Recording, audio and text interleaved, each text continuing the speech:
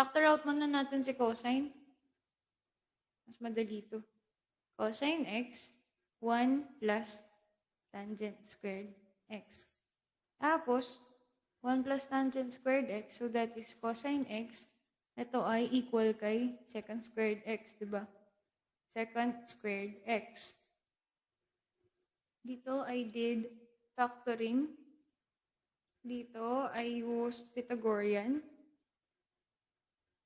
And then, cosine x now, I could use, reciprocal. So, it's 1 over cosine squared x.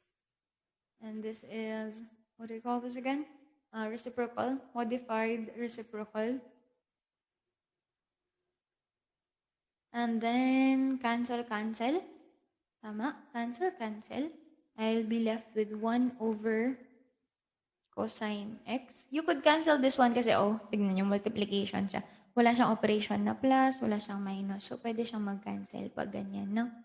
This is by cancellation. I got 1 over cosine x and 1 over cosine x, my friends, my dear beloved ones, is equal to secant x by reciprocal identity. And we're done. We have proven it, ladies and gentlemen. Don't forget your small box. Cancellation. That's it. Ganun lang. Mas madali yan kaysa doon sa binalak ko kanina.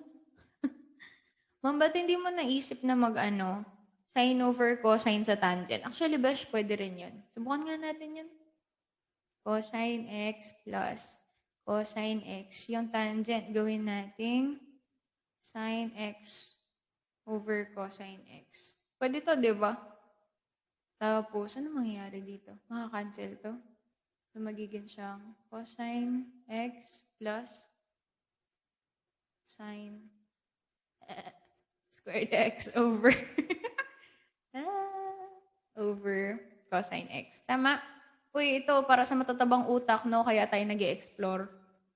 Pero ito para sa madidiscarding, gusto yung madalian lang ang buhay nila. Pero may mga klase talaga kayong pinapahirapan nila yung sarili nila. So, pagbigyan natin sila ng LCD nito.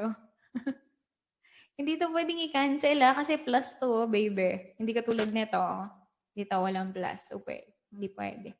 Ano na to? Cosine na. Cosine x. LCD, denominator 1. Cosine divided by 1. Cosine. Cosine times cosine. Cosine x squared. Cosine. Siya. Sine squared x. Ay, Bex! Pwede rin to. Tignan mo, Cosine squared plus sine squared is this one, Pythagorean. So, you'll have 1 over cosine x. Secant x din to. Secant x. Pwede rin. Yan na.